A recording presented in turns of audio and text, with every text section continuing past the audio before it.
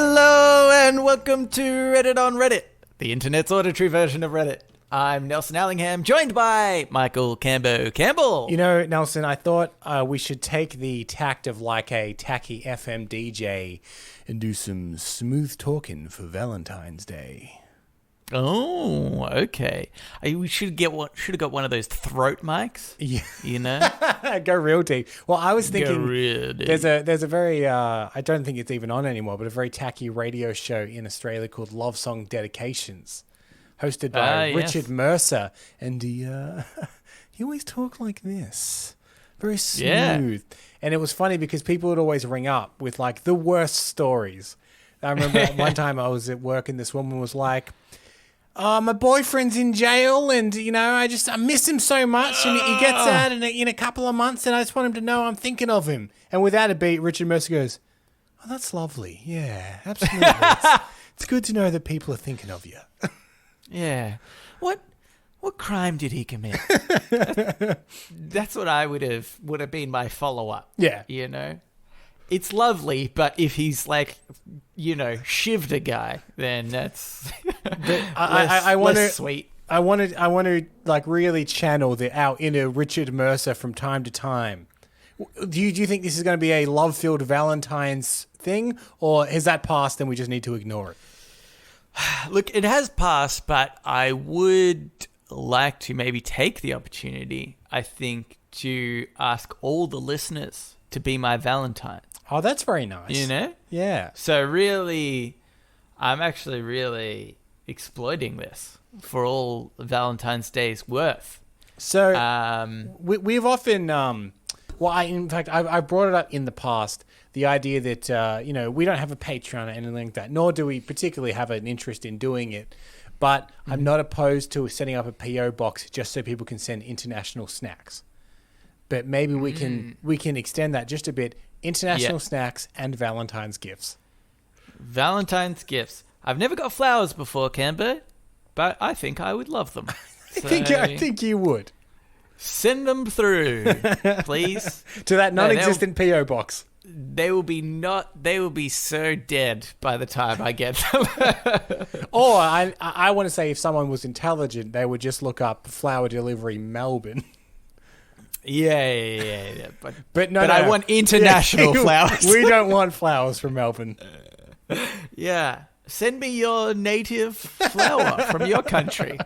That's what I want. Yeah. In pristine condition. You work out the details, obviously. God, I kept coming up with all the ideas. Also, I know that I've asked everybody to be my Valentine, and I've also essentially asked gifts from all of them. Yeah. Demanded, if you will. And I can see them sort of saying, oh, well, how about, you know, should I also give them a gift? You know, are they expecting something in return? And I just want to say, I think that's really shallow to be in a relationship and expect gifts from somebody. Just think about that. What you're saying is, in a way, you've provided 229 gifts of episodes of Reddit on Reddit. And they should be perhaps now just paying you back just a sliver, just one little sliver of a Valentine's gift. I mean, look, it's not. It's not like a tit for tat thing necessarily, but like if you really think about it, it kind of is. You know, I've done a lot of episodes for them, very little, if not nothing, in return from any of them. So if you were keeping score, note that you should. But if you were, I would be up a lot of, you know, like currency, if you will. And they need to return that. So that'd be great. We should also say at the top of the show, not sure about the quality of this episode. Could be fantastic. We have zero idea. If it is indistinguishable from any other episode, we take that as a huge compliment. If it is very distinguishable, we know.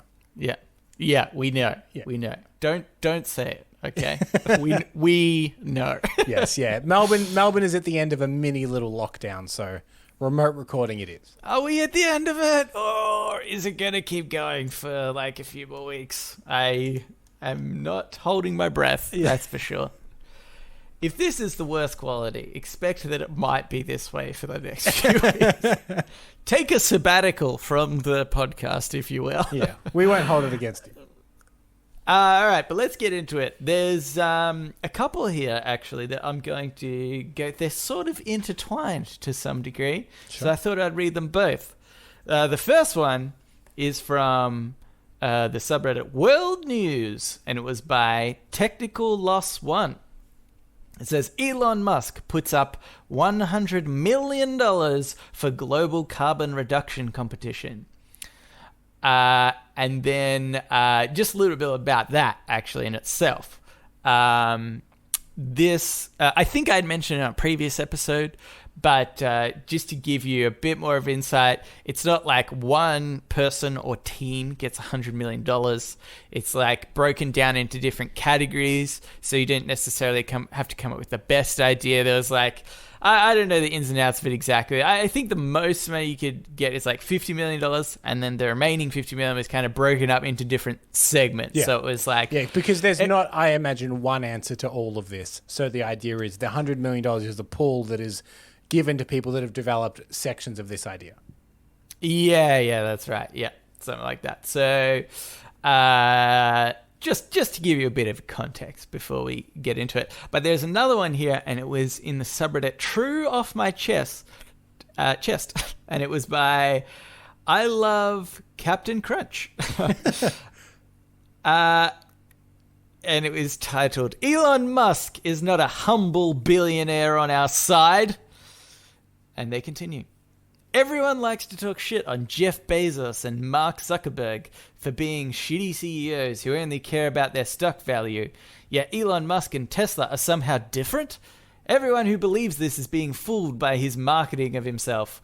He's not one of us who made it. He's another billionaire who doesn't give a fuck about you or your family. This shit's really annoying on Reddit too. Elon Musk is betting $100 million to lower carbon emissions, yet he hasn't given his employees a 401k option in 3 years, but now suddenly has $1 billion to invest in Bitcoin? But Elon Musk smoked a joint on Joe Rogan. Cool, now tell me why that's important when Tesla is trying to remove your right to repair on your car. Or what about that time he said a stimulus check is not in the best interest of the people? Like if he ever had to scrape by enough money to barely afford food? Another note, when Reddit does call out Elon Musk on something shitty he did, they don't call him out, they call out his company and never him directly. I've only just realized, this is the second time I've read it, but that's not true at all. People call out Elon Musk all the time, like him specifically. And like, hey, he's a douchebag. Especially in like recent years as well. Like early days, we were quite behind Elon Musk and the idea of what he was kind of doing, being like environmentally conscious and about the saving of humanity kind of things that he was kind of aiming for. And there's nothing wrong with those ambitions. But flamethrowers, Cambo. He created flamethrowers. But yeah, I would say that the world, this podcast included, has begun to take a more critical lens to perhaps Elon Musk and the kind of dude that he maybe is. Yeah. See, what I found really interesting about this as a concept is like, why are you trying to psycho-evaluate billionaires in either way? Like they are just people. Yeah. And they can, believe it or not, do good and bad things. You know, I think that it's really interesting to sort of just say that one person can be one thing and not the other. Like, this guy fucking hates that anybody has ever given support to Elon Musk. But it's like, he's putting $100 million for, this global carbon reduction competition, which we absolutely need, you know? Like, and so you can't just be like, oh, but how about the other shitty things he's done? It's like, yeah, but it's not a... Yeah, it's that kind of thing that I think some people lose sight of, which is just a truth about humans themselves, which is, you know what? Bad people can do good things, and good people can do bad things. And it's a weird duality that comes with being a human being. So yeah, you might think, like Elon Musk didn't, like some of his fortune came from like segregated mines in South Africa from his family. That's bad, right? Yeah. But that's not to say that everything that he does, like trying to popularize electric cars, is a bad thing either. I'm going to bring it up again. Flamethrowers. Excellent addition to the world. This is a fact that we've brought up several times on this podcast, is that war has often led to medical breakthroughs. War, bad thing, but there has been some outcomes of war that have been good for humanity. And Elon Musk, while not as destructive as war, he might be on the whole a shit guy. Doesn't mean some good things won't come out of it. I would say that, another sort of angle to look at this as well is there are a lot of billionaires that go totally under the radar.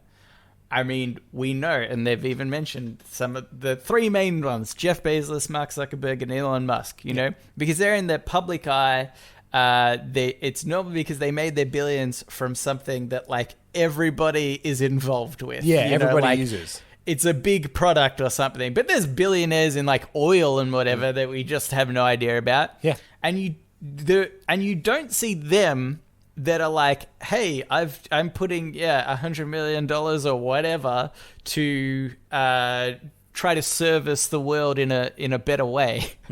And so it's like, so is it right for us to be like, well, let's be critical of these people that are in the public eye? They've actually done some good things. So, but shouldn't we be looking at the billionaires that nobody's looking at that are probably just, for what? I mean, oil's a perfect example, right? There would be billionaires in the oil industry, and the oil industry is fucking up our planet so hard. It's the complete opposite. And yet we're like, yeah, but how about that one time Elon Musk did that one bad thing?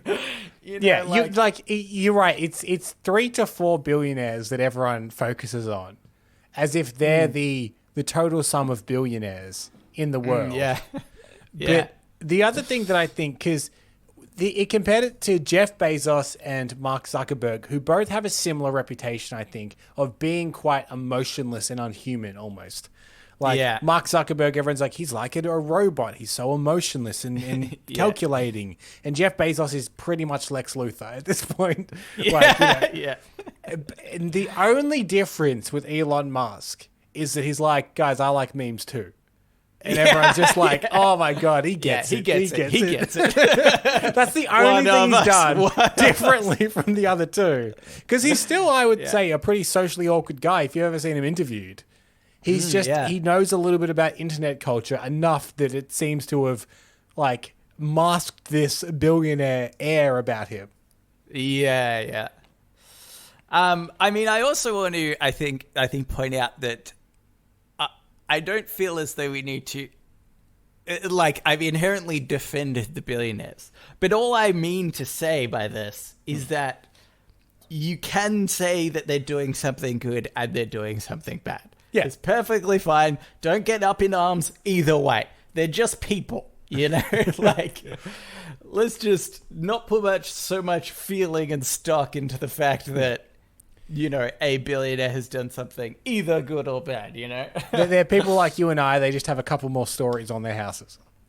And honestly, probably more moral than I am. If I had $1 billion, Cambo, I would ruin so many people's lives just because they cut me off in traffic, or I would do horrible things. So you wouldn't just become a moral for greedy means. You'd become real petty. Oh, yeah. For literally anything. I mean, in both regards. I would absolutely refuse to pay taxes, obviously. Yeah, obviously. But yeah, sometimes I might buy, I don't know, a few blocks of land because I don't like my neighbors, Just really force them out of their homes. So you would buy their land. Or, you know what? No, I'd do something like I would find some sort of loophole in which I could build, like factories right next to them so that they would be forced to move out. I was going to say the problem would be if you're a billionaire and you don't like your neighbors, chances are you probably live in quite a nice house in quite an affluent area. So the chances are that your neighbors are also very affluent and wealthy. Therefore, you'd be like, I'm going to buy your land. And they'll be like, good luck, I'm going to buy your land. Like, you know, you're now on like equal footing as billionaires. That's why you need to build factories on the land that you own. Knock down your mansion. Step 1. Step 2, find the loophole in which you can build a really noisy factory. And then step 3, profit when they move out. Because they're like, oh, I'm a billionaire. I could move anywhere. And you're like, exactly, perfect. Get out of here. What you should do is start a factory that manufactures. Remember those? They were like fish ornaments that you hung on the wall, and you pressed a button, and the fish would sing. Oh yeah, the singing bass. Right? Yeah. you create a factory that manufactures those, and be like, just so you know, these things are going to be going all night en masse. Yeah. We got to test them. We need to test them consistently. Yeah. This isn't even a manufacturing factory. This is a testing facility for the singing bass. yeah, that's right. And also, to save on wages, we've trained rats to press the little buttons. But sometimes they get off at 5. Escape. So yeah. The rats get off at 5, and what they do after that is their own free time. Yeah. That's right. All right, Gabbo. I think we should move on to Ask Reddit. Ask Reddit. This Ask Reddit is by Meme Club. If people came with a warning tag, what would yours be? A warning tag? Well, this is a hard one to self-evaluate, I think. So I've got a good one for me. Okay. You go, because it's not like I can't think of things that are wrong with me. Don't get me wrong, I can. But I'm trying to think of what the most general one would be that most people would need to know about, you know? Right, yeah. Oh, okay. Actually, I think I have one, but you go first. Okay, well, I think mine is maybe something people don't know about me. But my warning tag would be warning choking hazard. You choke a lot, yeah. I choke a lot, yeah. You know? And people should know that about me. You yourself have a choking hazard.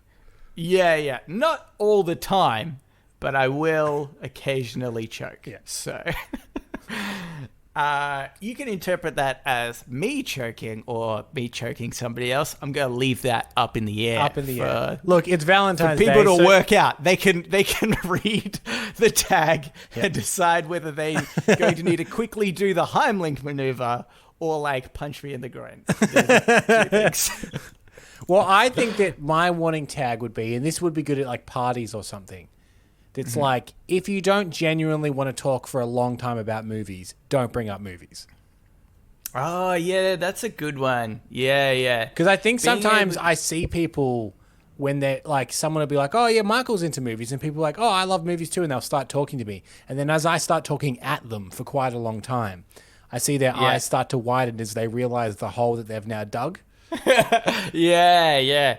It's also worse, right, isn't it, when you... Because I've had the same thing when somebody will, like, I'm not into sports at all, but sometimes, especially with Australian rules football and the right crowd, more so when I was younger, but I felt as though sometimes I needed to engage in the conversation.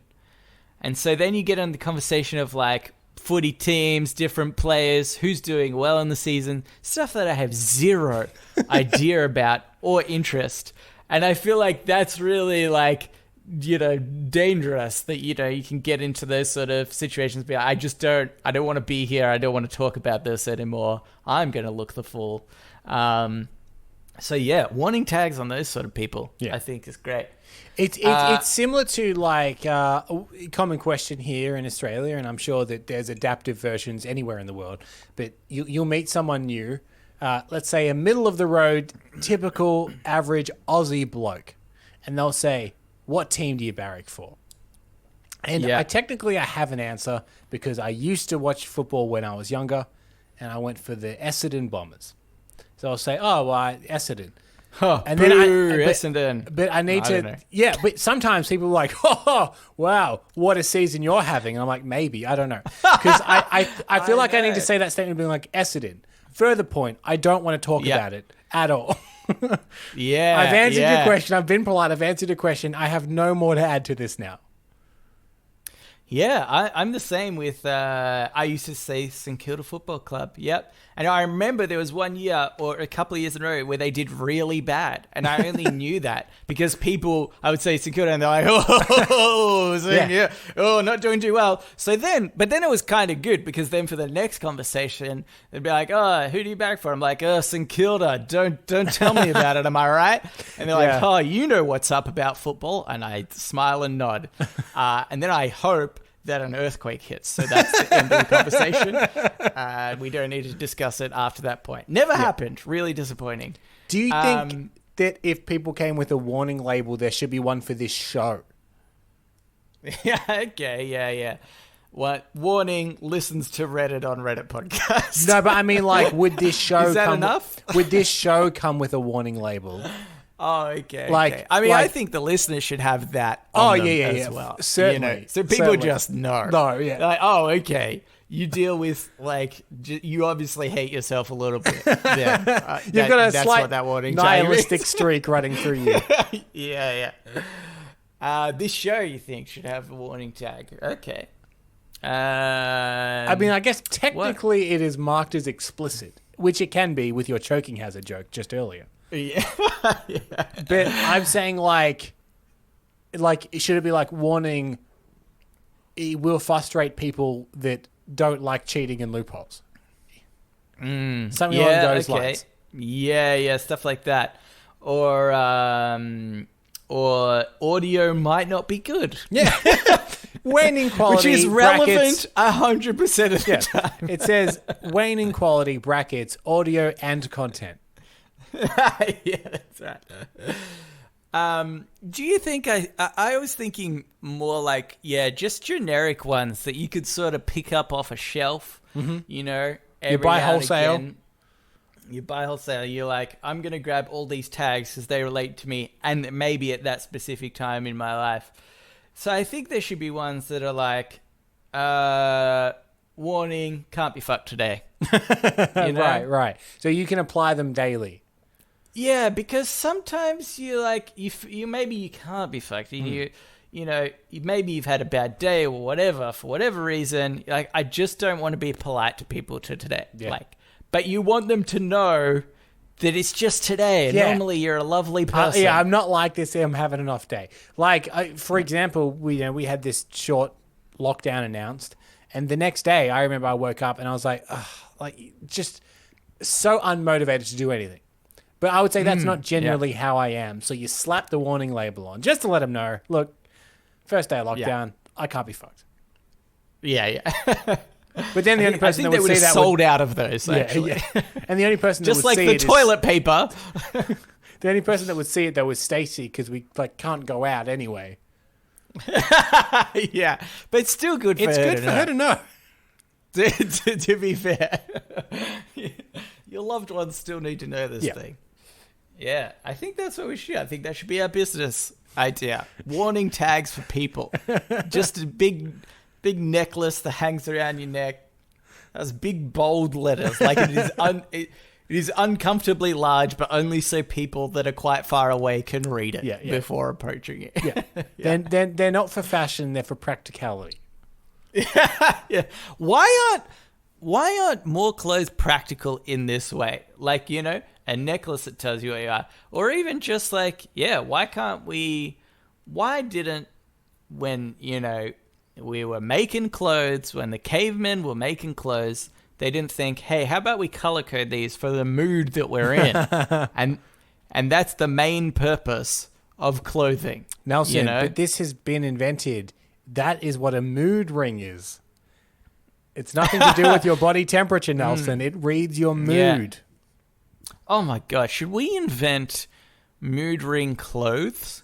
The change color to your because mood. The problem with the ring is it's far too small. And also it doesn't work. That's a minor inconvenience. Yeah, that's true. It didn't stop them making a lot of money. Yeah, we can still make money off a phony. Yeah. We'll become billionaires, and be those people that everybody hates. There'll be posts about us. Did you know that the mood ring clothes don't even work? It'll be like, look, we thought they did. Yeah. We'll get a scapegoat. We'll blame some scientist guy. We can just pretend like it was all his fault. Okay, here's another one. This is Blueberry Hill 20. What first date behavior is a deal breaker? Oh, maybe a big sign around your neck that's declaring that you can't be fucked today. Yeah, maybe. I'd appreciate the honesty. So, I think. And they've already purchased one of my products. Oh, yeah, that's true. Yeah, because that means their likelihood to purchase a second. Yeah. Do you reckon that, if like, let's say Mark Zuckerberg, I mean, I know he's married, but do you reckon that if he dated somebody and they like didn't have Facebook, he'd be like, oh, maybe this is a bit of a deal breaker. Well, he's got a lot of stuff though, because like, isn't Instagram Facebook now as well? So there's a few platforms. But do you reckon that if they're like, I don't have Facebook and I don't have Instagram, but I do have one of those Oculus Rifts? He'd be like, yes, because still got you. That was not the one. I'll be honest with you. That's not the one I expected you to have. Of all of those. Yeah, but I'll take it. And by that, I mean any of your money. Or would he find that refreshing? Because if they do have Facebook and it's being buggy and they're like, oh, Mark, it's being buggy again. He'd be like, don't bring work home. So like if he started dating someone, would he be like, get off both those platforms. You have no idea how much of your information I'm stealing. I'm stealing so much of your information. Get off. Yeah. You would totally do that, wouldn't you? Just slightly off topic here. If you owned a social media platform and you went on a first date and you knew that they had that social media, would you not then effectively stalk them and get to know more about them? I know, in fact, in Australia, ASIO, which is like the FBI. I'm not sure if there's a equal. Yeah, it's like an investigative government body. Yeah. But basically, they have it's kind of more information. It's kind of more industry based, isn't it? ASIO. No, like I mean, they can investigate. I mean, I think it's that too, but they can investigate individuals. Okay. On like kind of like actually, I think they're more like a CIA, but a really shit version of the CIA. And anyway, they have information on just people from, whatever, like police records and yada yada. And they got in trouble like a few years ago now because some of the staff that worked there were like looking up the people that they were dating. Which is like insane. But I absolutely would do that if I was if I owned a social media site. I was like, I know everything about you. I'm going to check this out. Here's the thing, and maybe I'm going to sound like an old fuddy-duddy romantic. But isn't the fun of dating someone finding out about them over the course of a few dates? So if you go on a date with someone and they're like, oh, I had the best time in Europe one time, and you're like, yeah, I know. Yeah, I was practically there. Like it does take most of the thrill out of anything. See, I think you're looking at this at the opposite, in the opposite direction. See, I see this as an extremely attractive girl, maybe way out of my league, Sarah Michelle Gellar, if you will. Of course, and of course, there's always a chance, Kim. And I'm like, wow, I really like everything about this person that maybe I know so far. Because I'm not going to stalk, way too time-consuming to stalk everyone. So maybe we've already had a bit of a conversation. I'm like, wow, I really like this person. I'm going to stalk them to make sure that I'm the type of person that they want, Yeah, but... And lie. that's right. Okay, so that was my next question. Are you going to manipulate yourself to be their perfect mate? With Sarah Michelle Gellar, absolutely. Okay. There is... First things first, I'm going to change my name to Freddie Prinze Jr. because it turns out she loves that guy. yeah. All the data has showed me. She is obsessed with that. She had kids with him and everything. She's really into this guy. Yeah. I mean, I think you could use it for more nefarious things like that. Yeah. And maybe it's not entirely that way. You know, maybe it's even... I mean, you can get weird about it, but like, they might have conversations with you, with their conversations about you with their friends over social media. Mm-hmm. And though it may not be lying, you might actually get a better insight into like what they think of you and how you're It's so behaving. creepy, though.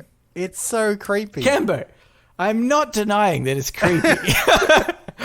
It's super creepy. I'm just saying, like, because that's what you could do. Speaking of deal breakers, if someone's like, "Oh, just so you know, I've tracked you on social media and read all of your private conversations," wouldn't you be like, "Well, no, that's over." Yet you propose to do it to others. Oh, I would lie to them about it, Cambo. I don't understand what you're not understanding about this. Okay, well, it's creepy as hell. Would I do it to Sarah Michelle Gellar? Absolutely. Would I tell her that I'm doing it? Absolutely not. But what I find Facts, interesting, Cambo. Why are you so confused? We're talking about red flags on first dates. In a way, this whole conversation, if anyone was to hear it, is a huge red flag for you. Well, I don't know the social media site, so lucky for them. Yeah. Lucky for them, obviously, that I don't know the social media site. But look, I wouldn't have this conversation on the first date. Yeah, silver lining though. If you went on a date, someone then listened to this podcast like red flag. Silver lining, we have one new listener. Yeah, yeah, that's true. The best case scenario there, by the way, is they go, "Oh, red flag! He said all this kind of stuff that is a little bit creepy. Not going to date him again." The show's not bad though. I will subscribe to that. Yeah, that's the best case scenario in that situation. That is the best case scenario. I try to go on dates all the time just for the listeners. I think they're actually a good deal breaker. And maybe it has to happen enough times. Mm-hmm. Is I think when you have somebody that tries to say that they like your hobby or interest or identify it within themselves, but you know it's like a lie. Like if they pretend to have, I don't know, a hobby. I mean, it works especially well on dating apps because you might have things like, certain hobbies. Maybe the classic one is like, oh, I like dogs, And then if I was to be on a date, I mean, I don't hate dogs. I just want to turn them to gold. But otherwise, if I'm like, oh yeah, I love dogs too. And then there was like a dog on the street. I know we passed the dog on the street and I'm like, I don't really want to, pat this dog. I feel like that can be a pretty significant deal breaker, where you're like, why would you lie about something so insignificant you're trying so hard to create a connection. There is a kind of person as well that does mirror the interests of the person that they're interested in, I think. Yeah. Which, you're right. It is an odd behavioral thing because presumably you like someone for them, not for the interest that they necessarily subscribe to, Yeah. Common interests are great, and it's great when they overlap, yeah. But that's not necessarily why you like someone. In fact, there's many people that like the stuff I like that I hate. Yeah. Again, just to make this clear, if the scenario was I was with Sarah Michelle Gellar, I would pretend to like all her hobbies. Okay. I'd stalk her through social media, find out exactly what she likes to do, and then take up those hobbies myself. Force myself, if you will, to get. If she likes knitting, I'll get so good at knitting. Honestly. But to be clear, I really need to make this connection. and to be clear again, just reiterating, you hate when other people do that. Oh yeah. They are the worst, and it is a deal Red breaker. flag if they were to do that. Yeah, again, I'm not going to let her know about this, and I'm going to put in a lot of effort into making sure it seems like I'm into the same things as her. I'll pat a dog if I have to, Hambo. All right. Now it's time for Today I Advice. So now it's time for Today I Learned.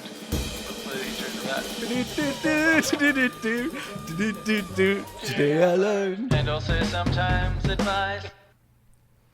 This advice is by Throat 4653656.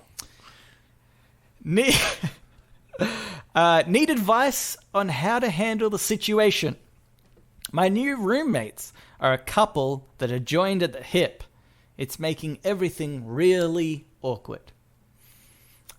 Which is basically where it ends. There's no more details than that. Well, I want to know, because the advice would be different if he's saying joined at the hip, always together, or literally joined at the hip. I was going to say, if this is literal, there's a different response. First of all, that they are first of all, are they related? And if they're not, why did they join themselves at the hip? Yeah. It does say they are a couple, which implies not related. Yeah, good. Let's take it as the metaphor to say that they're always around each other and always together. And not, as we suspect it might actually be, they're now joined at the hip medically. Or if they are joined at the hip medically, it can't be good for them. No. So consult your doctor is my advice on the separation of two people that have accidentally, I'm assuming, joined themselves physically at the hip. The problem with this being so brief is, I guess they haven't spelled out any pain points in which we can specifically... They said, roommate, I just moved in with someone, and they and their partner are joined at the hip. Yeah. But that doesn't necessarily... what is it about that is frustrating you? Does that mean they're always in the lounge room? They can never watch TV because they're always watching TV together, or maybe they're making out all the time, and you don't want to see that. They don't actually explain what it is about that's annoying, because there could be all kinds of factors. Yeah. Well, in fact, the reason why I brought this up is because I thought a lot of people have maybe experienced this in the past and had their own examples of when couples that they know are metaphorically joined at the hip. Have you ever had that experience with any couples you know yourself, or I would say not recently, because the age bracket that you and I fall into I think is a bit different. Yeah. But when you're younger, certainly. We both have a mutual friend, and I remember when he started dating his now wife, they were in their early 20s, and they would make out everywhere. Like just everywhere. I know exactly who you're talking about. And it was uncomfortable. Yes, yeah. So, yes, I've experienced that, and I understand that as a pain point. But say, if you had a new girlfriend, I would think that you probably wouldn't do that because you're now 31? How old are you? 31 years old? Yes. Yeah. So I would say that you're probably over the point in your life where you can't help but make out with someone no matter where you are. Yeah. That is true. Although I haven't really had a proper partner since I was relatively young. So maybe. Maybe. Slip right back into it again. That's a good point, yeah. Maybe. Making out all over the shop. You'll revert to the age you last were with a partner. This podcast, if I was ever not speaking, would be like...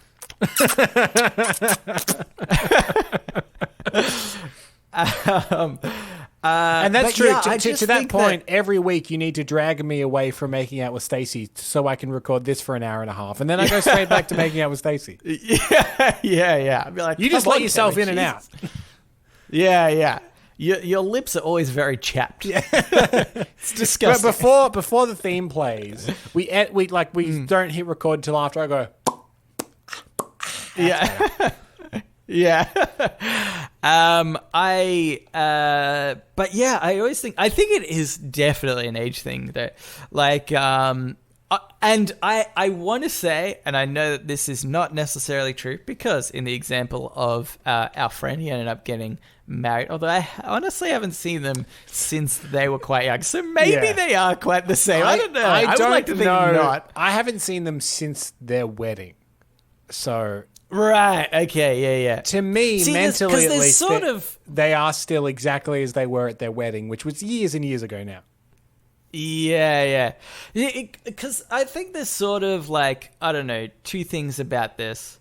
I mean, so my initial thoughts is, I think you'll find normally those couples don't last very long because they realize, and I actually say this because I think I was in a relationship, maybe even two when I was younger, where we were like joined at the hip. I wouldn't say necessarily the like making out in public thing. That's I don't think I ever really did that, but just like we did everything together and like didn't have separate friends, and I just like let all my friends go.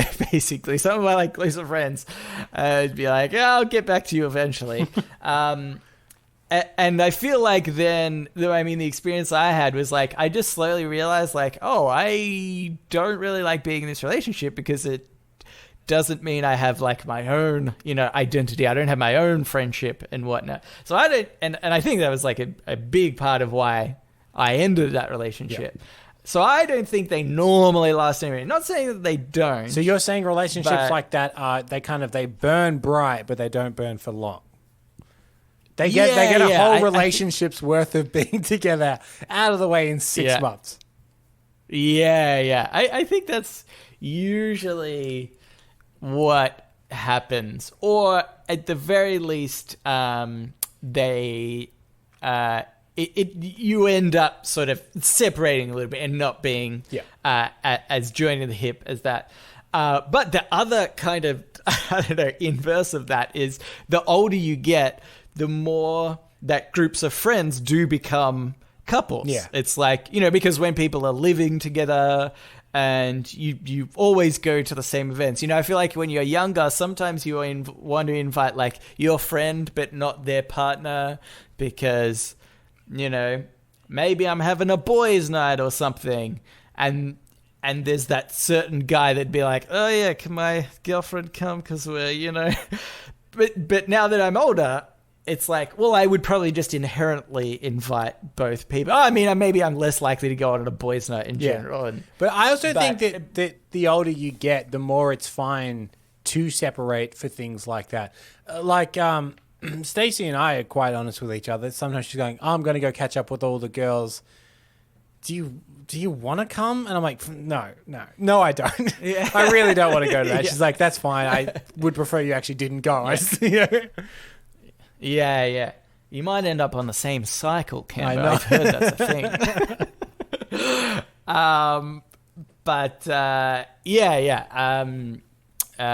So I think that my advice is stick it out because I feel like they will either eventually break up or they'll just realize that, oh, actually it's fine to do things independently.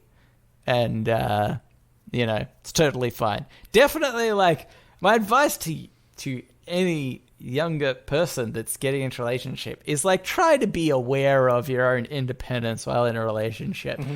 And you will, I really feel like you'll have a better relationship if you can, separate yourself a little bit and just be like, hey, it's, let your partner know, hey, it's okay if we don't spend every single moment of every single day together. Yeah. And, go from there. God knows, lockdown has taught the world that you don't want to spend too long with even the person that you love, for that long. So, yeah. Kemba, I think we should maybe move on to shower thoughts. Shower thoughts, shower thoughts, shower thoughts, shower thoughts. This shower thought was cross-posted to us by Avant Cardigan, but it was originally by Chucky Chap 33. Nostalgia is addictive because everything turns out okay. Yeah, I mean, what like that? There is truth to that. Even I tried to think of the counterpoint, being like, well, why do people like war movies? Well, because you won the war. Like yeah. Even though not a happy memory necessarily, there's no real war movies about war that like America didn't win. Yeah, that's a good point. I've never thought about those sort of movies from like Germany's point of view for a very specific example. Like what? Like are they like? Do they hate those sort of movies? Or do they make them? Do they make movies about a war that they didn't win? Yeah, probably not. Don't look back on it. Pretend it never happened. Yeah.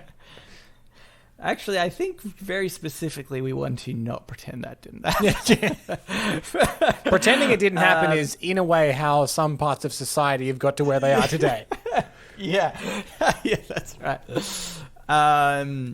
But I just thought this was a perfect shower thought. It's like, yeah, exactly. That's why some stuff seems so great. I think, like, for one is you block out anything that just like, I mean, you don't have nostalgia about, like, I have this weird nostalgia about watching the Teenage Mutant Ninja Turtles, because that was the cartoon that I used to love watching. I actually used to watch we had a VHS tape of the old movie as well, and I used to just watch that shit on repeat.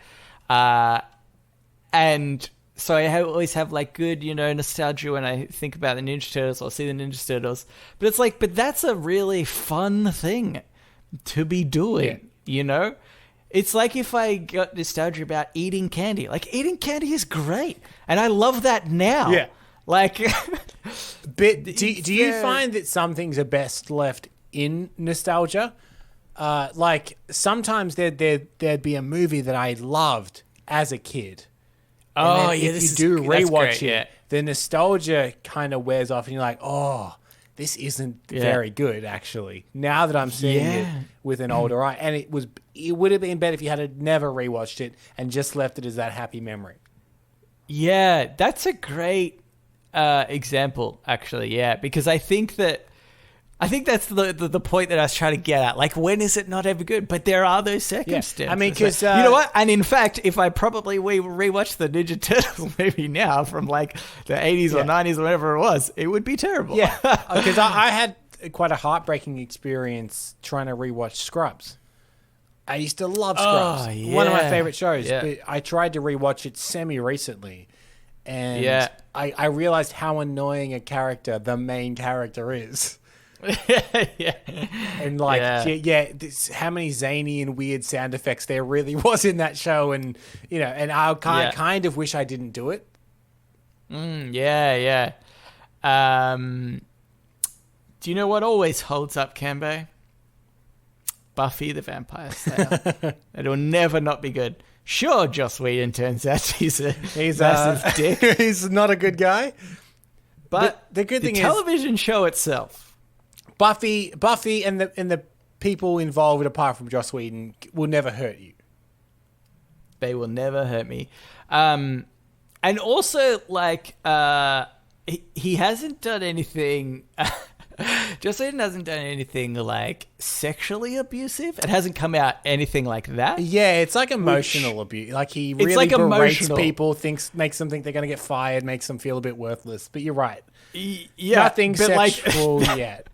For some reason, that makes me feel like a bit more comfortable with still appreciating the work he's done. It's like Kevin Spacey. I'm like, I don't know if I really can go back and enjoy American Beauty, you know. But Joss Whedon, he was just a massive dick. Joss Whedon, he's really on on the cliff's edge of being unacceptable, because you're right. Everything that he's done to co-workers seems to be like emotional abuse, and making them feel insignificant and small. Unrelated to that, apparently cheated on his wife a fair bit, but in consensual relationships. And you're like, it's almost over the edge. Borderline, buddy. You're borderline. Yeah. You wouldn't want to step one step closer to that.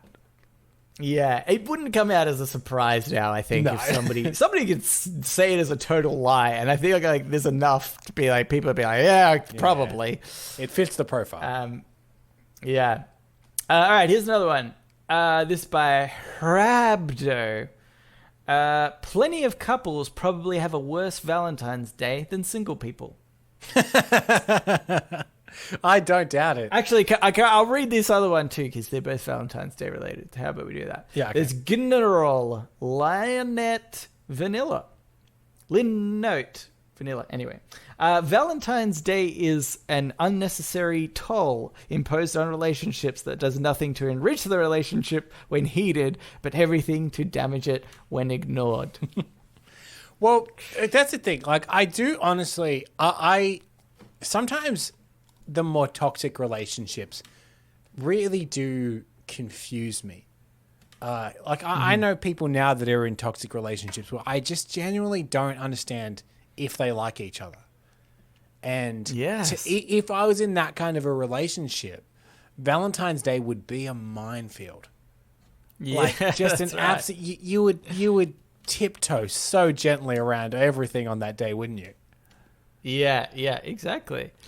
I think this is interesting though, because to me, there is like I actually don't like the idea as well that some people have that, Valentine's Day is the worst, and I'm in a couple, I'm in a relationship, and we should ignore Valentine's Day because it's just for it's a corporate thing, like invented by Hallmark. It's not a real thing. But it's like, but also, why do you hate the idea that you could just do something a little bit extra nice with your partner? I see it as like, it's a nice thing too. I mean, you and I aren't religious, but I like the idea of Christmas is a time to take a bit of time off, see some family, and kind of take stock of the year. That's really what Christmas is to us. Mm-hmm. And to be appreciative of little things and give some gifts and show that you love people. Yeah. And Valentine's Day is the same.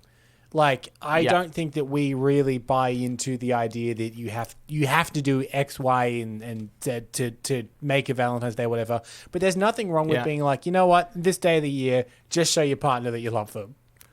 Yeah. Like, if that is such a hard concept for you, there might be something wrong with the relationship and not Valentine's Day. Like, just if you're one person that has that thought, maybe just think that on yourself.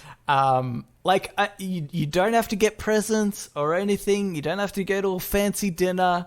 Just like show a little bit more appreciation for your partner. Just make them feel a little bit special. Yeah, that's right. I think, although it's interesting because actually, has this for, do you think a deal breaker, Canberra? Okay. Maybe, it's not really, but I thought it was kind of funny. I've been I went on a date with a girl, I think, 2 weeks ago now. And actually, we did a virtual call for Valentine's Day because we were going to meet up, but then the lockdown came up. And through our conversation, she said, "What is your love language?" And I thought, that's a pretty bold question on a second date, don't you think? It seems pretty. But I also appreciated the honesty of of that and being like, let's just find out if we're compatible in that way, or how I know to interact with you, show you love. And so there is this idea, and I think there's a book or something where there's like 5 different love languages, and one is spending time with the other person.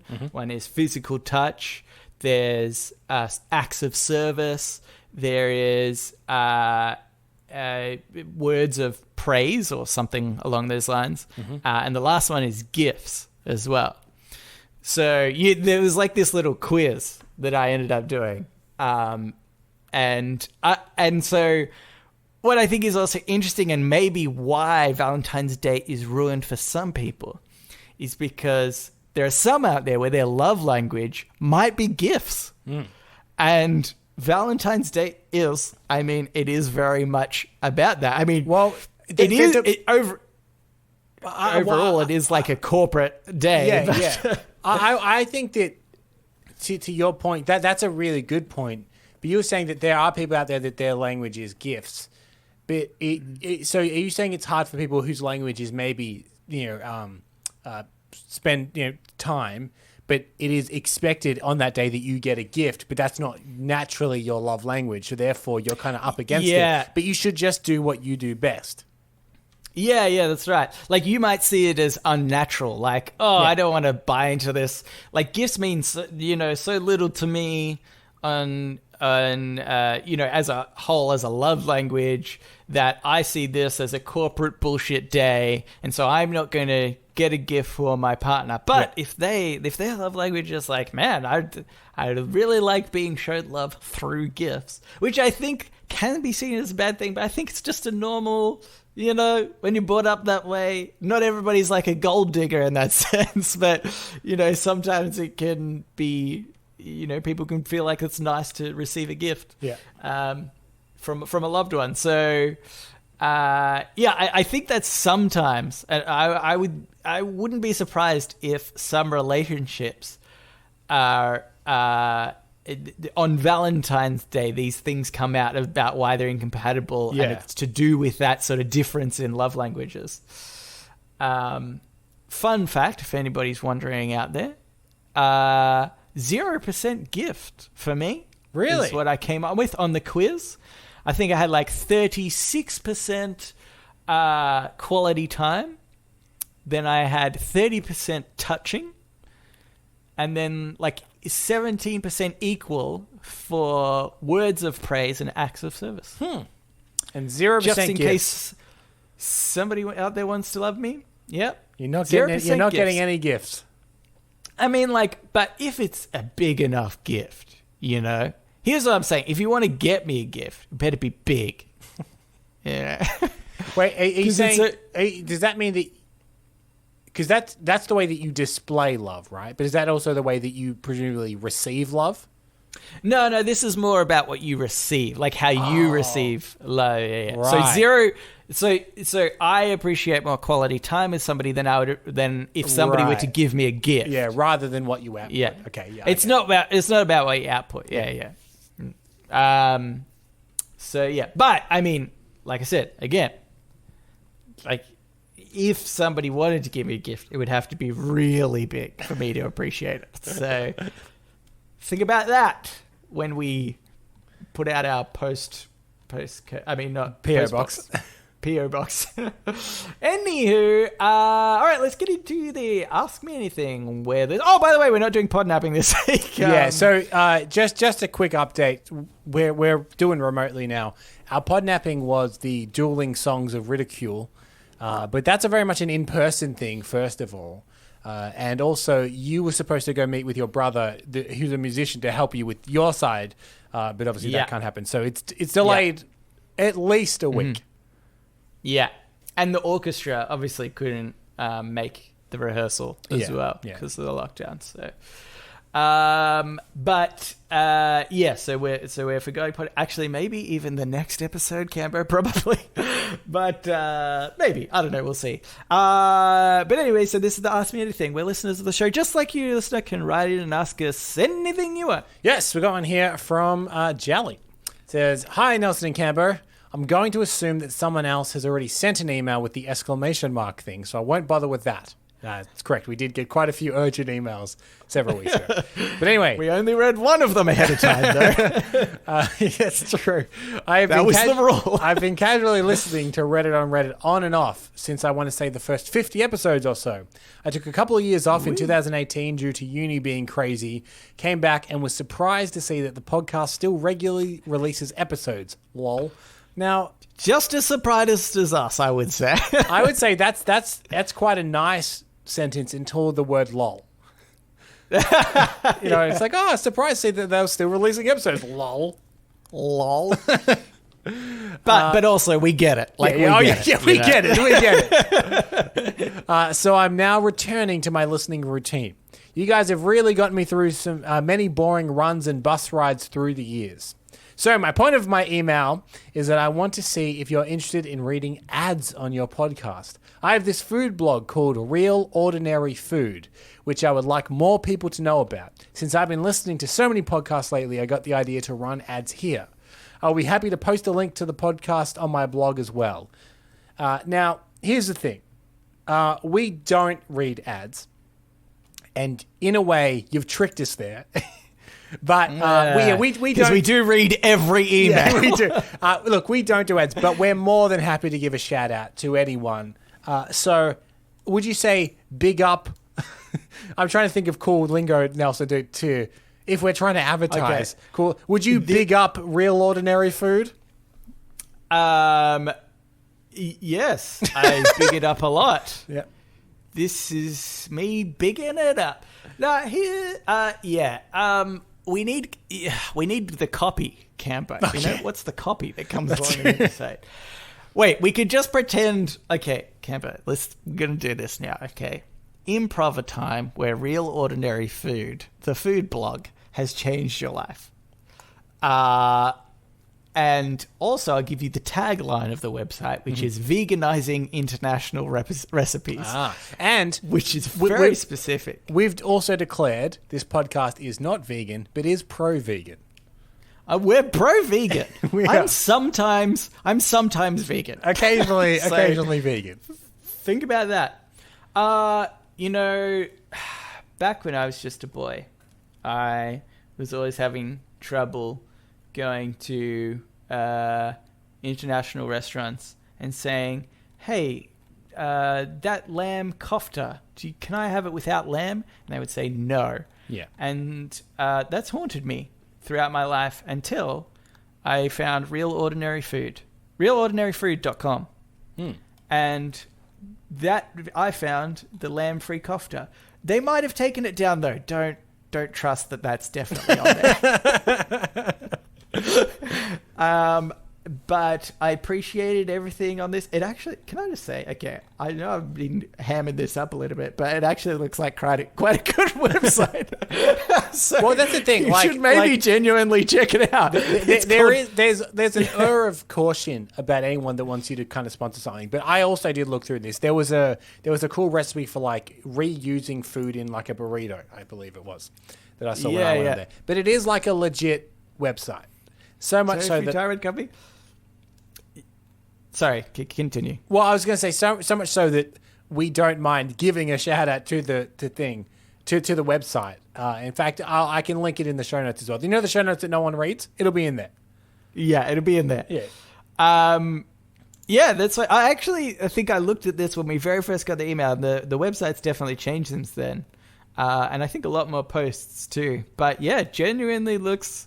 Like there's some really good, legitimately. Okay, I'm surprising myself as I go through this. And I always feel so nervous about like recommending something when you're like somebody's told you to do it. But looks good. But anyway, Jally, that will be $400. Yeah. That for every minute we spoke about the website. I guess I should read the next one because it's related.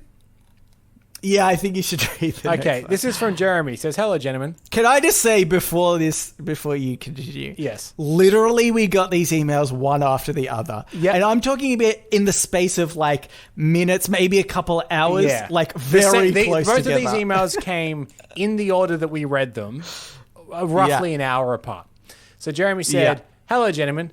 Thank you for not having ads on your podcast. If you ever get sponsors, I hope it isn't for a mattress, meal kits, vibrating toothbrushes, or hiring services. Here's a legitimate podnapping idea considering many podcasts have ads. Idea: prepare a few ads for fake companies to endorse absurd fake products with peppy music and such. At the start of the episode, you can make a bugle announcement that Reddit on Reddit is officially sponsored. When you reach the podnapping segment, instead of playing the podnapping theme, transition into the fake ads. Read the ads until you think the listeners will catch on that you've been bullshitting about these ads. I hope this idea fits as a podnap. Your Chicago and pesky gay correspondent, Jeremy. He is pesky, isn't he? He is a pesky gay correspondent, that's for sure. Yeah, that's a great idea that I've just realized we probably shouldn't have read out on air. Here's the thing. That nobody's meant to know. We have kind of made it somewhat null and void by reading it out. Yeah. The other thing is, we don't generally run ads. Yeah. But were we to do this as a thing and trick people into knowing if you hear an ad, it's all bullshit, don't worry about it. That means if we ever did get a real ad, no one would believe it. we wouldn't be able to get a sponsor. No. Because they'd be like, hey, remember that time that you said you were going to do a fake thing? Like, nobody would go to our website. Because no one would believe if we were sponsored by Squarespace or something like that. Everyone would call bullshit on it. Yeah.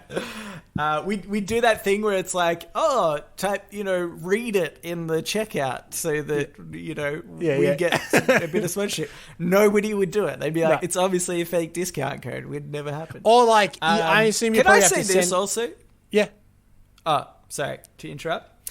But can I just put it out there that we would be a very long way off doing ads, but I don't feel like it's a definitive, absolutely no, never type of situation. I don't want to commit to saying that we won't ever do ads and be sponsored without really, knowing that maybe one day won't. So I'm going to apologize now for disappointing you on the potential day in future when we do read an ad. But I would... Like you said before, I feel like we would have to actually like the product. Well, that's the thing. Like, if, for instance, you're quite into Dota and you quite like the International, the big tournament, and if they were like, hey, we'll pay you a lot of money to talk about it, they're like two of your interests combining, you would be an idiot not to. I'd be like, hell's yeah. I'll talk it up. Don't you worry. Yeah. But if it was for... Loot Crate. The now defunct business Loot Crate. Yeah. Well, I remember they were sponsoring podcasts for quite a while in their heyday. Yeah. But, yeah. So, anyway, there's that. Expect the ads. Okay, or, Jeremy, is this an elaborate double bluff? And were we not contacted by Real Ordinary Foods? And was that the podnap? Oh my God, that would have been perfect. Or is it perfect? Go to the website to find out. It'll either say you get the 404 error, or you'll get me taken to a page. Okay, this one is by Angelina. And I wanted to say thanks to Angelina. I'm not sure if it says in the email itself, but yep, it does in the first sentence. This is the first time Angelina's written in, and I think we specifically asked people a few weeks ago to write in if they hadn't written in before. So thank you for writing in. We appreciate you more than all the other people listening that haven't ever written in. Hello! I've been listening to the podcast for quite a long time, but this is my first time writing in. Firstly, I'd like to mention that surprise interview is still one of my favorite segment ideas, despite how much you seem to have given up on it. I'd also like to mention there are websites that provide real random phone numbers. Just search Random Real Phone Numbers Australia or something similar on Google. I'm not sure how reliable they are, but it's worth a shot. P.S. Trying this out would be a really easy podnapping segment. I don't know how lazy you are coming up with your own. I must say, I appreciate... almighty... I do appreciate that people are very much behind helping us with podnapping because they hear the pain in our voice every week. 2 of the 3 this week have been like, I'll try and do you a solid here. Yeah, exactly. So I expect to hear the almighty return of surprise interview whenever you read this email. Honestly, it is. That one's just always been on the back burner for me.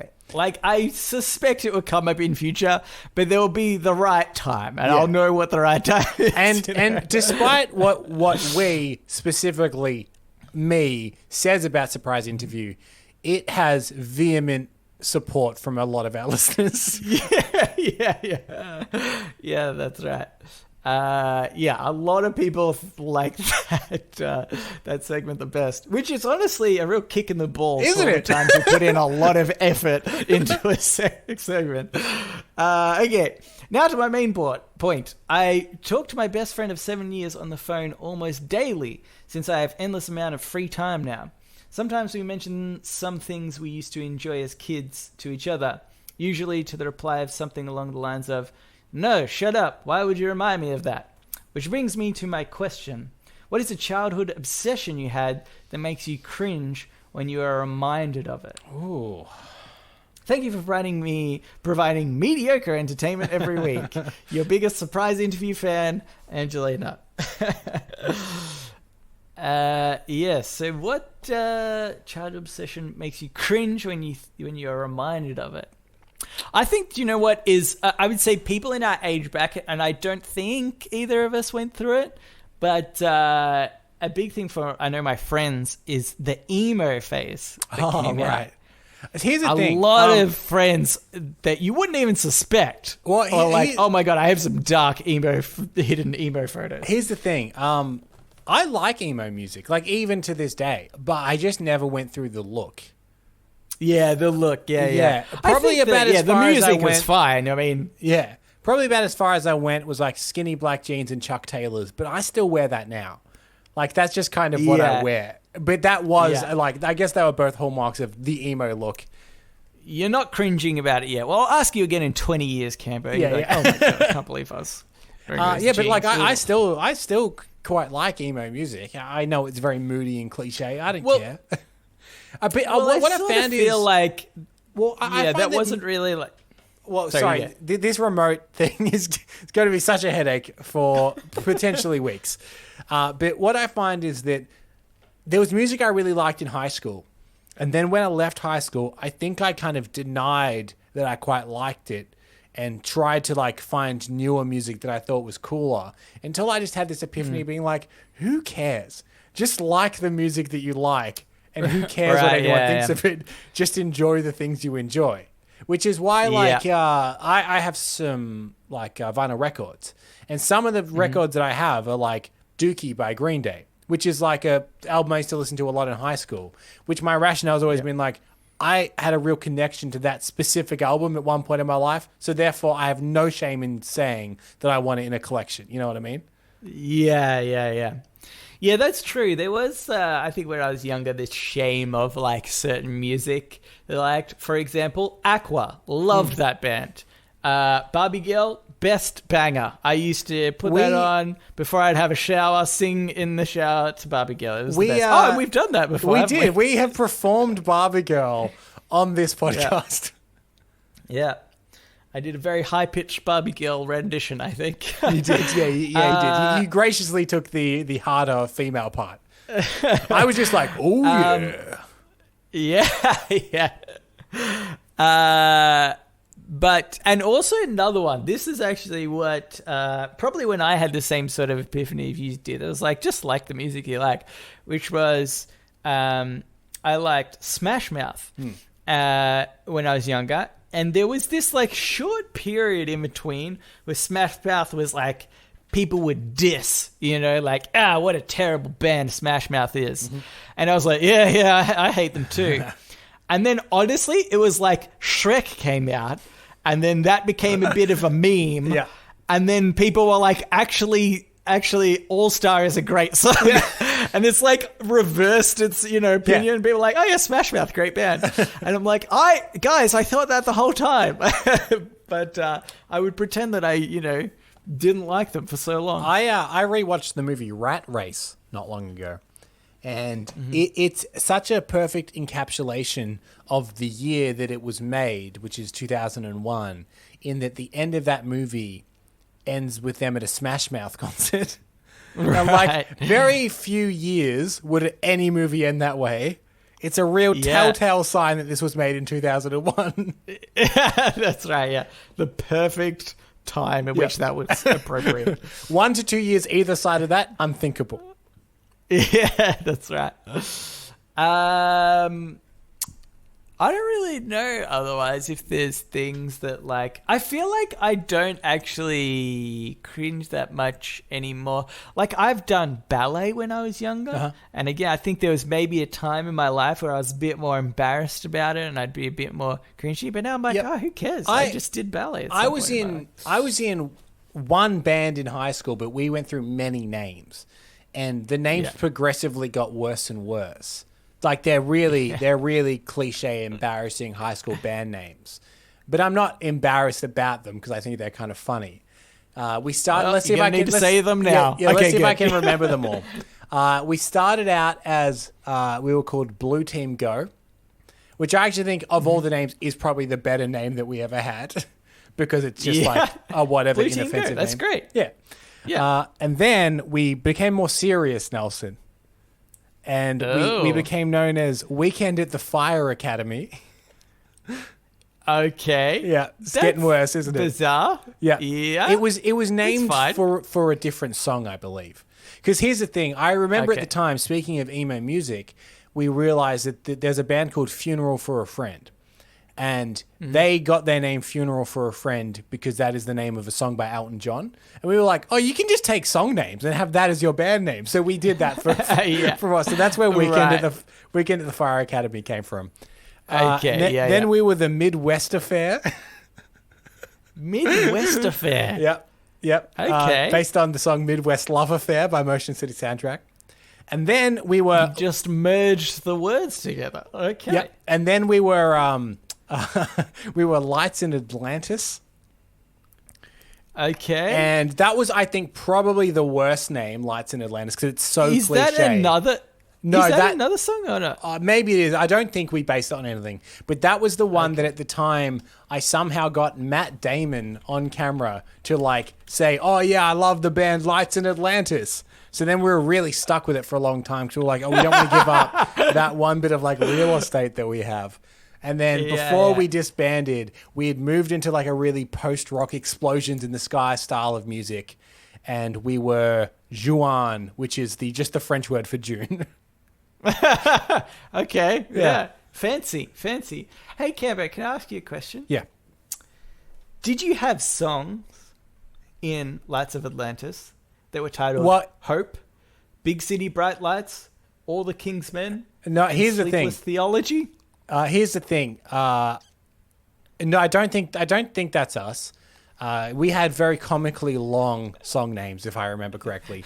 But when we were called Lights in Atlantis, a band got in contact with us that were called Lights in Atlanta. And they messaged us and they said, oh, hey, because we're both from Melbourne, we noticed we have similar names. Just thought we should flag it in case there's ever any confusion for like gigs and whatnot. To which 3 of the 4 band members were like, that's fine. But one of our band members, let's say the rogue band member, wrote back to them being like, absolutely not. You change your name, thank you very much. But they were also by far the more established band. Yeah. Oh, God. I bet he looks back on that moment and cringes, your friend. I bet you he doesn't. I bet you he doesn't one bit. Probably not. We should probably end the episode, but I just remembered it was something. I remembered something that does actually make me cringe from something that I used to do, which was I was really jealous of my very first girlfriend, proper girlfriend. I got extremely jealous about her and her ex-boyfriend and stuff, and I like really cringe when I think back on that. Oh yeah, and, like. That like wasn't worth me doing that stuff. Nelson, I just remember that time I went crazy when I broke up with a girl? Oh, yes, you did too. Oh, my God. Yeah, I forgot about that. That's pretty bad. Oh, yeah. Yeah, okay. Yeah, that's actually a good one. Maybe we'll get into that in another episode just because we're running a little long. But yeah, I did just temporarily kind of go nuts. Yeah. I feel like it's a teenage boy thing in general. Yeah. I was in my early 20s and I think I was like, the world's over. Yeah. All right, but that's it. So thank you for writing into us, Angelina, Jeremy, and Jelly. If you would like to write into us, you can do so. Reddit podcast, READIT podcast at gmail.com. You can also reach us at Facebook, Twitter, and our subreddit. They're all READIT podcast. I would say that if you've never written in, write in and tell us why. What? Yes, that is a good... We want the reasons specifically for why you have not written in before. And then we might appreciate you a bit more like we have done, Angelina. And you know what? In fact, Jelly, actually, as well, has also been a first-time writer-innerer. Join us on our Discord as well. Join us on our Discord, on our subreddit. Yep. You can see the video of us attempting to do this episode earlier in the week. And failing miserably. But also, occasionally we like to mention, please, we'd love it if you could mention this podcast to your friends and people you know and enemies. And write it into your last wishes upon your death that at your funeral, everyone should pull out their phones and subscribe to the Reddit on Reddit podcast. Yeah. I'm glad you explained that better because it started to sound like suicide note. Oh no! I don't want a suicide pact. I just want to take it. I just want to take advantage of your death. In your will. Yes. In your will and testament when you're 85 and you've died of a heart attack. I wouldn't stipulate that. People can die younger. I'm just trying to go for something like, relatable, right. and realistic. But people will have to mention this podcast at their funeral. We don't care if it's in many years' time from now. Get it in your will now. Because we eventually listen to this. If nothing else, we surprise people at how long this podcast will go for. It's happened this very episode. Exactly. We surprise ourselves. Anyway, but that's it. So thanks for listening, and we will read you later.